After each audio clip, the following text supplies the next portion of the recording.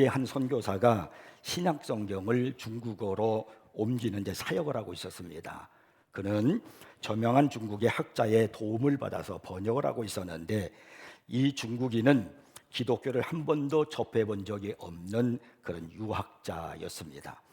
두 사람이 이제 나란히 앉아서 성경을 이제 번역해 나갔습니다. 그렇게 한 주가 지나고 한 달이 지나고 그러면서 여러 달이 지났습니다.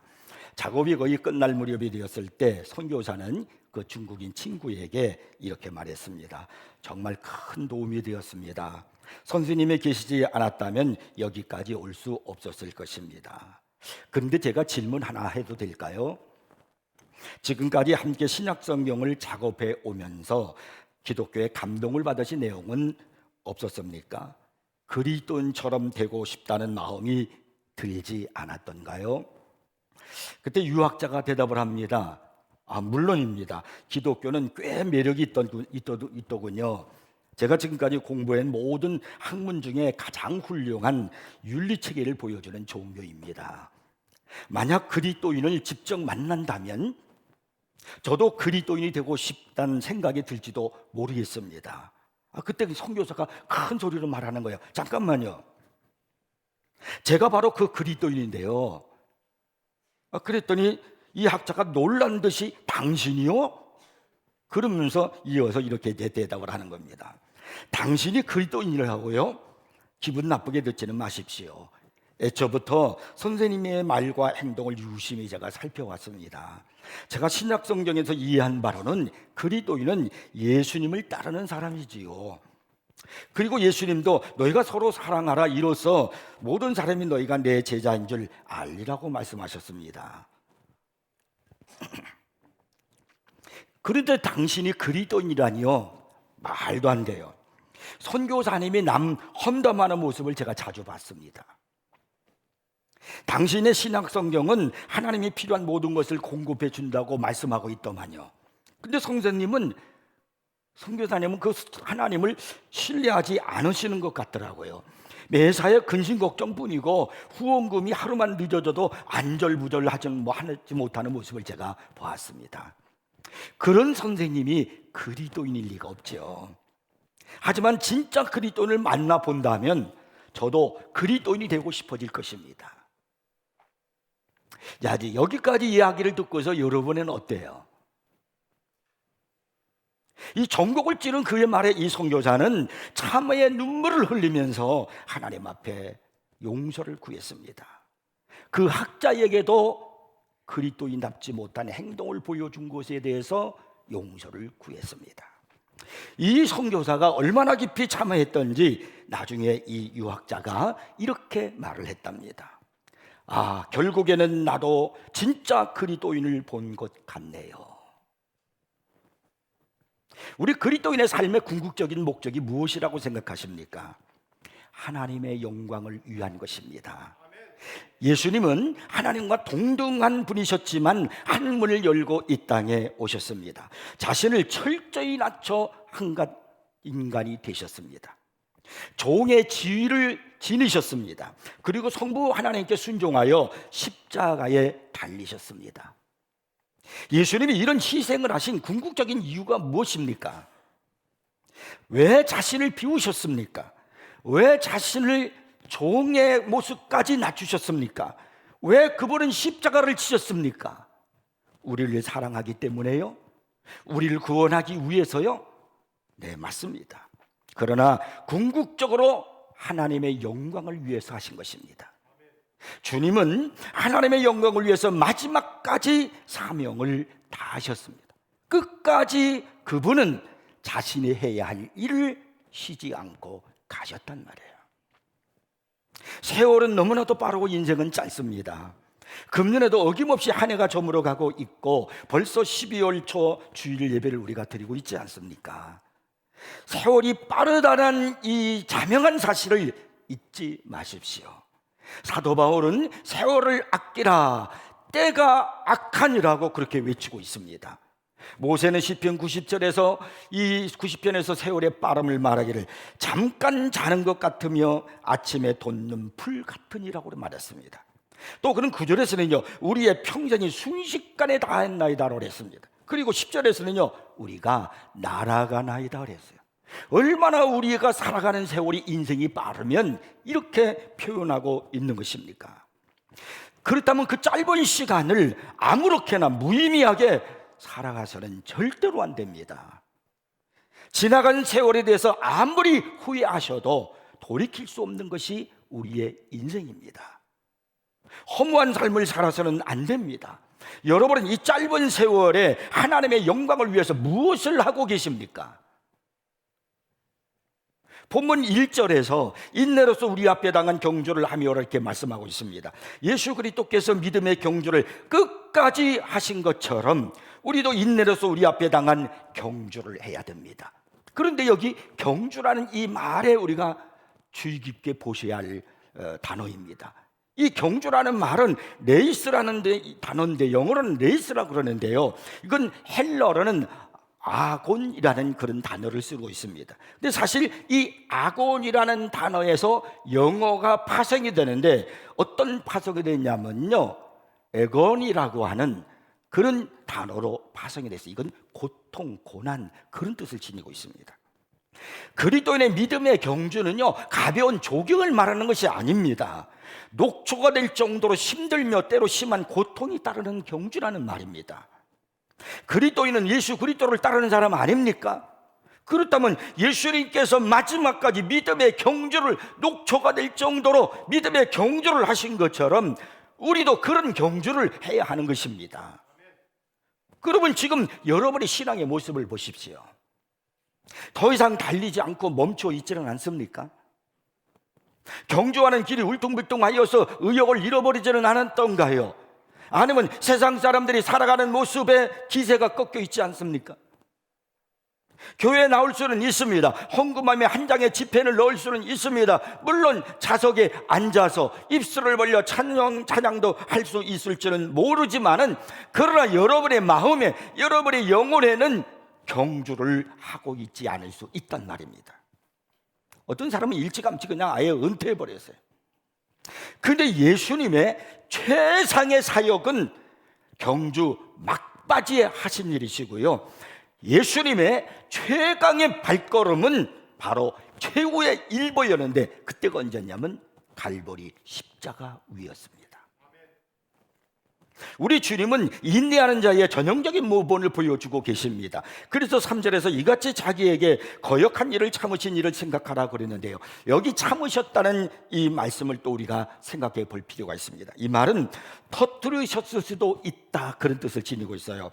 경주자 예수님은요 중단하고 주저앉아 있다가 집으로 가버릴 수도 있다는 거예요. 얘기해요. 경주를 포기할 수도 있다 그런 얘기입니다. 그러나 그분은 그렇게 하지 않으셨다는 거예요. 아무리 힘들어도, 아무리 고통스러워도, 아니 최후의 마지막에는 더 힘차게, 더 강하게 그분은 경주를 하셨습니다. 어떻게 우리는 예수님처럼 우리 앞에 당한 경주를 끝까지 할 수 있을까요? 어떻게 우리는 포기하지 않는 믿음의 경주자의 모습으로 예수님처럼 달려갈 수 있을까요? 첫째는요, 허송세월을 보내지 마셔야 됩니다.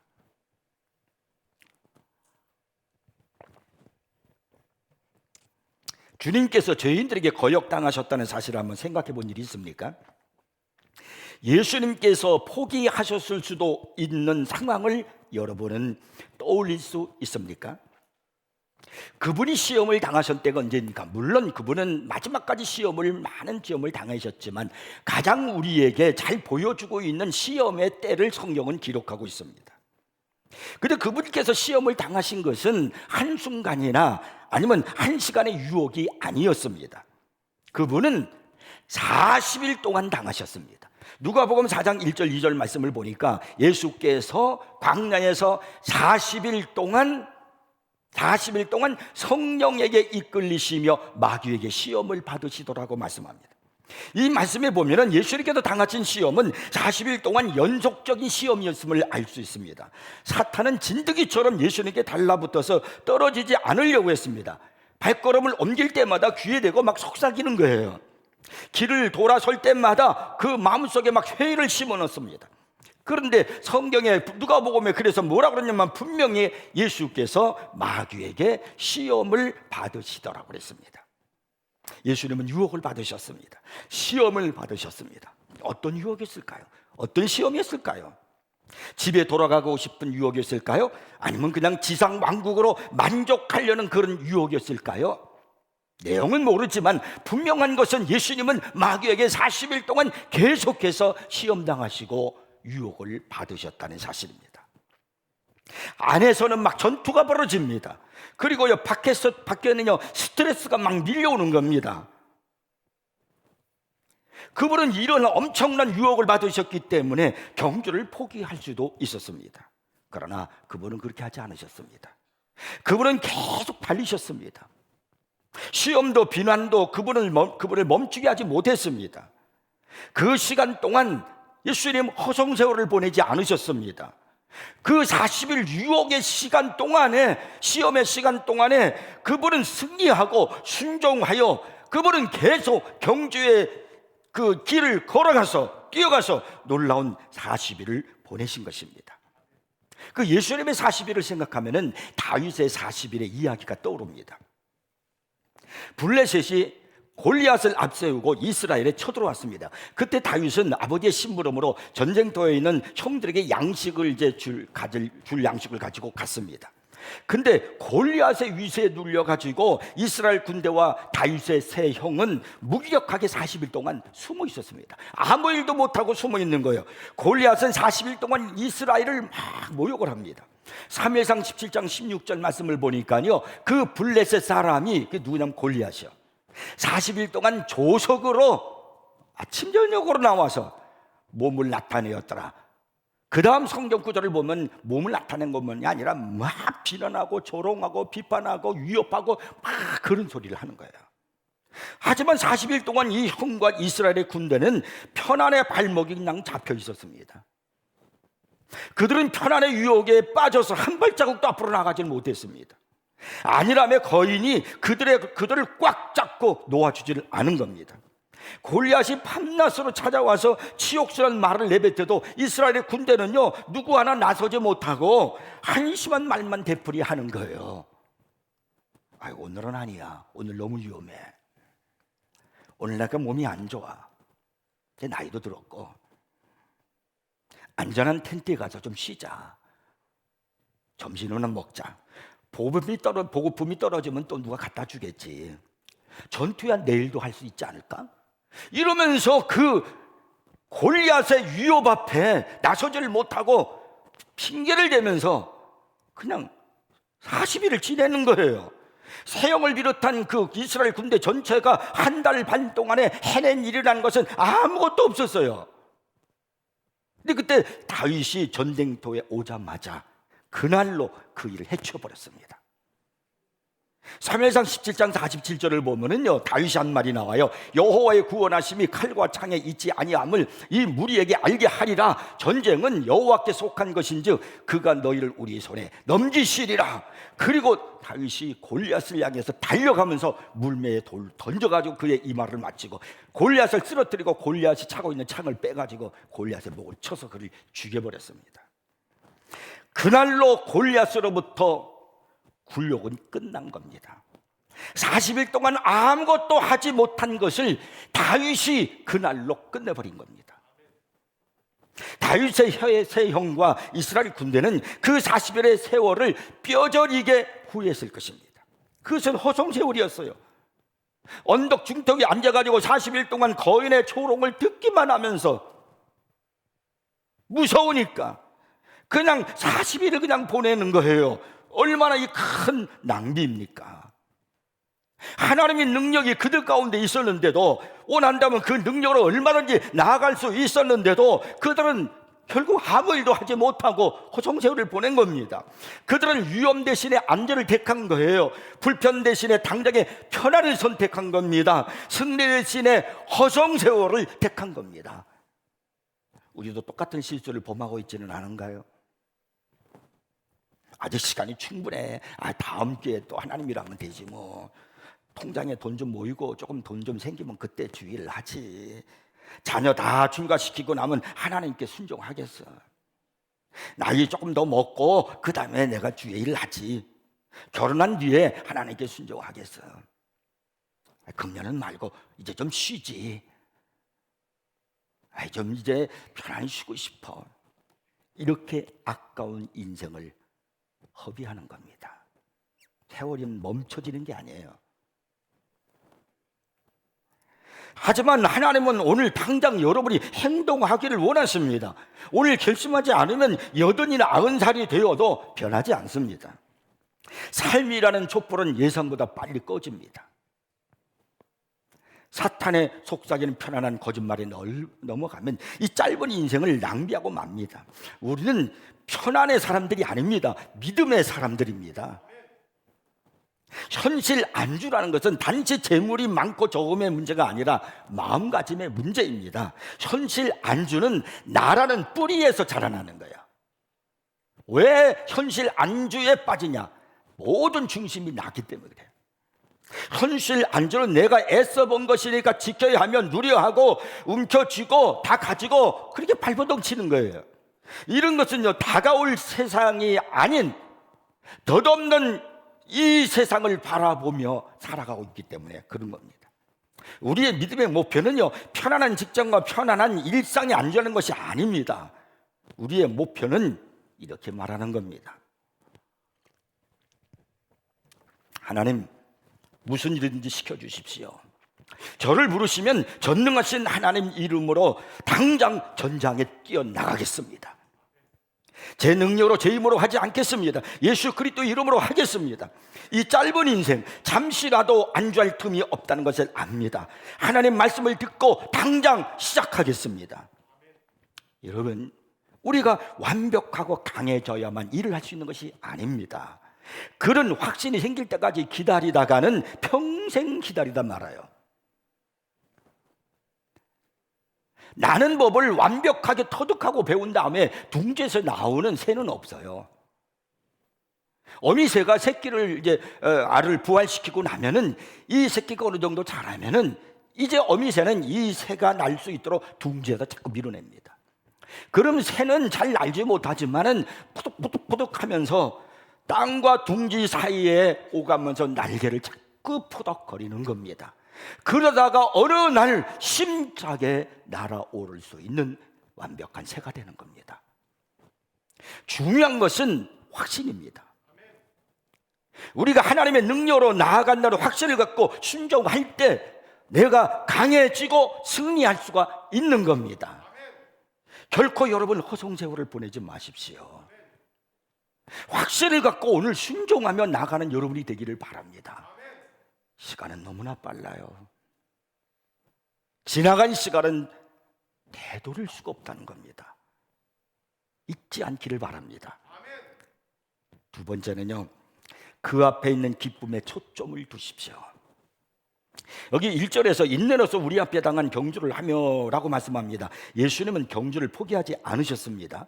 경주는 사람에게 가장 힘든 게 뭐냐면 비난의 말을 듣는 거예요. 경주하는 것도 지금 힘든데 옆에서 자꾸 비난의 말을 한다면 여러분, 경주하는 사람 얼마나 힘이 들겠습니까? 다리에 힘이 빠질 겁니다. 그것도 비난하는 사람이 그냥 무시해도 돼버릴 낯선 사람으로부터 오는 비난이 아니라 내게 가장 가까운 사람, 믿을 만한 사람, 아니 가족들로부터 오는 비난이라면 정말 더 견디기가 어려운 거예요. 제가 고등학교 2학년 때 전교생 마라톤 대회를 했습니다. 전교생 마라톤 대회를 했는데 제가 1등을 했습니다. 믿든지 말든지 그건 여러분 알아서 하세요. 절대로 있을 수 없는 일이에요. 제가 전교생에서 마라톤 1등 했다는 게 믿어집니까? 근데 1등 했어요. 하나님이 함께 하지 않으면 이루어질 수 없는 일이에요. 근데 제가 생각을 해봤어요. 내가 어떻게 1등을 했을까? 그건요, 땅하고 총소리와 함께 전교생이 다 뛰는 거예요. 다 뛰어야 돼. 1학년부터 3학년까지 다 뛰어야 돼요. 그 목적지를 반환하고 돌아오거든요. 그럼 반환점에서 도장을 찍어주는데 그 도장을 체육 선생하고 교련 선생한테 가서 확인을 받아야 돼. 안 하면 맞아요. 그러니까 딱 뛰는 겁니다. 한참을 뛰고 있는데 제 앞에 뭐가 보이냐면 경찰 사이드카 2대가 앞서가는 거예요. 그러면서 이제 정리를 해주는 거죠. 차들 정리해, 우리들이 뛰어가는데 불편하지 않도록 정리를 해주고, 그리고 양 사이드에서 사람들이 쳐다보면서 막 박수도 치고 응원해 주는 겁니다. 그게 힘이 나더라고요. 그래서 그 경찰 사이드를 보면서, 사이드카를 보면서 막 뛰는데 그래도 힘들 때가 와요. 포기하고 싶을 때가 와요. 그냥 걷고 싶고 멈추고 싶을 때가 있습니다. 그때에 사이드카를 그냥 보는 거예요. 저 오토바이가, 경찰 오토바이가 나를 호위해주고 가는데 언제 한번 나를 여기 호위해주겠어요? 그러니까 그 경찰 그 사이드카를 보면서 뛰는 겁니다. 그 반환점을 돌아서 한참을 왔거든요. 반환점을 돌아서 한참을 오는데 반대편에서 아직도 걸어가는 학생들이 있어요. 그래서 걸어가요. 그냥 걸어가. 포기한 거예요. 그 사람들은 안 갈 수는 없으니까. 그리고 끝까지 도착을 해서 1등을 했는데 원인은 단 한 가지요. 포기하지 않았다는 것, 걸어가지 않았다는 것, 그리고 앞에 있는 경찰 사이드카를 보고 그걸 뒤쫓아갔다는 것. 그것이 그렇게 만든 것 같습니다. 근데 여러분이 달리고 있는데 누군가가 여러분에게 막 욕을 퍼붓는다면 어떻겠습니까? 예수님께서 경주를 하시는데 이웃들과 가족들이 막 욕을 퍼부었어요. 요한복음 7장 12절의 말씀 보니까 예수에 대하여 무리 중에서 수군거림이 많아 어떤 사람은 좋은 사람이라 하며 또 어떤 사람은 아니라 무리를 미혹한다. 예수님을 미혹자라고 그렇게 말하는 겁니다. 요한복음 8장 48절 말씀 보니까 유대인들이 대답하여 이르되 우리가 너를 사마리아 사람이라 또는 귀신이 들렸다 하는 말이 옳지 아니하냐. 예수님 보고 귀신 들렸대요. 그런 말 들었을 때 어떻을까요? 예수님께서 한 번은 고향으로 이제 가셨어요. 고향으로 돌아가시자 사람들이 예수님을 어떻게 대한 줄 아십니까? 이게 누가복음 4장 29절에 보면은 나와요. 일어나 동네 밖으로 쫓아내어 그 동네가 건설된 산 낭떠러지까지 끌고 가서 밀쳐 떨어뜨리고자 하되 그랬어요. 예수님을 낭떠러지에 밀쳐 내치려고 그렇게 했던 거예요. 그래도 예수님은 경기를 포기하지 않으셨습니다. 시험도 그분을 단련시키지 못했습니다. 비난도 그분을 무너뜨리지 못했습니다. 부끄러움도 그분을 낙심에 빠뜨리지 못했습니다. 본문 2절에서 부끄러움을 개의치 아니하시더니 라고 이렇게 말씀하고 있잖아요. 이 부끄러움이라는 것은 수치, 당황, 모욕의 감정을 말하는 겁니다. 여러분, 우리가 인생을 살아오면서 부끄러움의 순간들이 있잖아요. 정말 참 부끄러운 그런 일을 했던 순간, 그것을 만일이 알게 된다면 참 상상만 해도 소름 끼치는 일 아닙니까? 그 사건이 SNS로 많은 사람들에게 공개가 된다면 어떻게 되겠습니까? 예수님은요, 만일에게 부끄러움을 당하셨어요. 가족들에게도 당하셨고 어머니와 사랑하는 이들 앞에서 벌거벗은 몸이 되셨어요. 얼마나 부끄러워요. 동료 인간들 앞에서 부끄러움을 당하셨습니다. 무거워서, 너무나 무거워서 휘청거리고 쓰러지고 또 쓰러지고 채찍에 맞으며 십자가를 지고 가야 하는 그런 부끄러운 일을 당하셨습니다. 당시 제사장들과 바리새인들 앞에서 조롱을 당하셨습니다. 예루살렘 도성 앞에서 부끄러움을 당하셨습니다. 예수님은 죄인의 죽음으로 사형 선고를 받으셨습니다. 아마 그때 부모들이 그 사형 선고를 내리는 그 모습을 보고, 십자가를 짊어지는 그 모습을 보고 그 부모들은 자기네 자녀들에게 이렇게 말했을 것 같아요. 나쁜 사람은 다 저렇게 되는 거란다. 그런 말을 들었을 때 예수님 마음은 어땠을까요? 한 번도 사기친 일이 없음에도 그분은요 사기꾼으로 정죄되었습니다. 훔친 일이 없음에도 그분은요 도둑으로 간주됐습니다. 단 한 번 거짓말을 안 했음에도 그분은 거짓말쟁이로 통했습니다. 언제나 믿으셨음에도 이단자의 치욕을 받으셨습니다. 여기서 우리의 한 가지 의문점이 생깁니다. 질문이 생겨요. 어떻게 그분은 단 한 번도 그렇게 수많은 수욕을 당했음에도 견디셨단 말인가? 무슨 힘으로 예수님은 온 세계의 부끄러움을 견딜 수 있었단 말인가? 우리에게 답이 필요합니다. 왜냐하면 우리도 예수님처럼 시험을 받기 때문입니다. 우리도 예수님처럼 비난을 당하고 또 우리도 예수님처럼 부끄러움을 당하기 때문입니다. 그러나 우리는 예수님과 달리 포기하고 말잖아요. 기진하여 주지 않지 않습니까? 어떻게 하면 우리도 예수님처럼 계속 달릴 수 있을까요? 어떻게 끝까지 충성할 수 있을까요? 그것은 예수님이 두신 초점이 있습니다. 그 초점이 무엇이냐면, 예수님이 끝까지 경주하신 초점이 뭐냐면, 그것을 2절에서 이렇게 말합니다. 그는 그 앞에 있는 기쁨을 위하여 십자가를 참으사. 그 앞에 있는 기쁨이 초점이었습니다. 그 앞에 있는 기쁨이 무엇일까요? 천국을 말하는 거예요. 천국의 영광을 말하는 겁니다. 천국은 예수님께서 낯선 곳이 아닙니다. 예수님께 천국은 말로만 들어본 것이 아닙니다.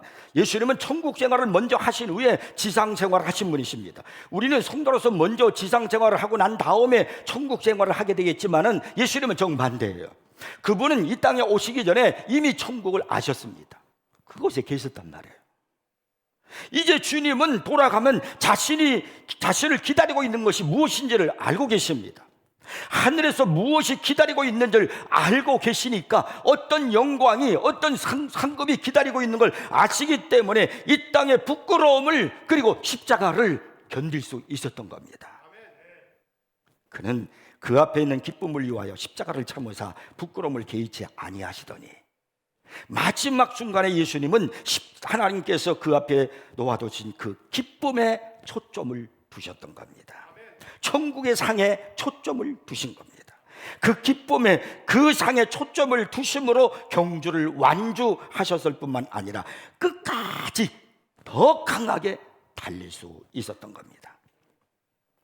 사도 바울이 수많은 고난과 역경과 환난 가운데서도 멈추지 않고 끝까지 믿음의 경주를 할 수 있었던 것은 바울 역시 그 앞에 있는 기쁨에 초점을 두었기 때문입니다. 그는 빌립보서 3장 14절에서 말하기를, 표대를 향하여 그 앞에 있는 것, 그 앞에 있는 기쁨이요, 그리스도 예수 안에서 하나님이 위에서 부르신 부름의 상을 위하여 달려가노라. 그래서 경주한다는 거예요. 디모데후서 4장 7절 말씀 보면, 나는 선한 싸움을 싸우고 나의 달려갈 길을 마치고 믿음을 지켰으니 이제 후로는 나를 위하여 의의 면류관이 예배되었으므로 주 곧 의로우신 재판장이 그날에 내게 주실 것이라. 그 앞에 있는 기쁨, 그 앞에 있는 면류관, 하나님의 영광, 예수님을 닮은 모습, 그것 때문에 달린다는 거예요. 그것 때문에 그가 끝까지 믿음을 지켰다는 겁니다. 앤 그레이엄 로츠라고 하는 분이 왜 나를 힘들게 하시나요? 라는 책을 썼는데, 그 책의 내용에 보면은 한 통의 전화에 대해서 이제 말을 하고 있습니다. 소개해드릴 테니까 한번 들어보세요. 어느 날 아들 조나단이 전화해서 이런 소식을 전했다. 엄마, 의사 선생님 말이 제가 암에 걸렸대요. 애는 곧장 전화상으로 아들과 함께 기도했고 훗날 이런 글을 남겼다. 그가 남긴 글이 그의 신앙이에요. 우리가 감동받을 만해요. 이런 글을 남겼습니다. 이 엄마가, 나는 조나단의 인생을 향한 하나님의 선하신 목적을 떠올리며 하나님을 찬양할 수 있었다. 암 선고를 아들이 받았다고 하는데 그렇게 했다는 거예요. 그분의 목적에는 당연히 암도 포함되었다. 우리 가족이 놀란 것은 사실이지만 나는 하나님이 조나단이 태어나기 전부터 이미 알고 계셨다고 믿는다. 그래서 이 고통이 조나단의 유익과 하나님의 영광을 위한 것이라는 사실에 추호의 의심이 없다. 하나님께서는 계획이 있으며 거기에는 암도 포함되는 사실을 우리는 잘 알았다. 하나님이 조나단의 인생에 시련을 허락하셨어요. 암을 허락하셨어요. 대가는, 그 암은 이 시련을 도구 삼아 이 조나단을 더욱 성숙하고 발전하여 그리스도의 형상을 닮아가게 한 데 있었던 겁니다. 로마서 8장 28절 잘 아시지요? 하나님을 사랑하는 자 곧 그의 뜻대로 부르심을 입은 자들에게는 모든 것이 합력하여 선을 이루느니라. 우리는 이 말씀을 잘 알아요. 모든 것이 합력하여 선을 이룬다. 그러면 우리에게 일어난 결국 합력하여 선을 이루는 그건 뭘까? 그래서 28절 다음에 29절에 그 결국을 얘기하는데 뭐냐면 그 아들의 형상을 본받게 하기 위하여라고 말씀합니다. 결국은 주님을 닮아가게 하기 위해서, 예수님의 영광을 닮게 하기 위해서였다는 거예요. 사랑하는 성도 여러분, 인생은 너무 짧습니다.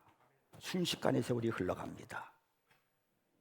허송세월 보내시면 안 됩니다. 편안함을 추구하다가 마지막에 슬피 울었던 한 달란트 받은 자가 되어서는 안 됩니다. 나이가 들면서 깊어지고 늘어만 가는 주름에 한숨을 쉬지 말고요, 늘어나는 뱃살을 붙들고 짜증내지 말고 그 앞에 있는 기쁨을 보며 오늘을 충성되이 살기를 바랍니다. 이제 최후의 주소가 다 끝나고 우리가 식탁에 둘러앉을 그날 주님께로부터 잘하였도다 착하고 충성된 종아, 내 주인의 즐거움에 참여할지어다. 그 즐거움, 내 앞에 있는 그 즐거움, 이것을 바라보며 이 축복이 있기를 위하여 오늘 인내로서 포기하지 말고 경주하는 우리 세인교회 성도 여러분이 되기를 주의 이름 축복합니다. 기도하겠습니다.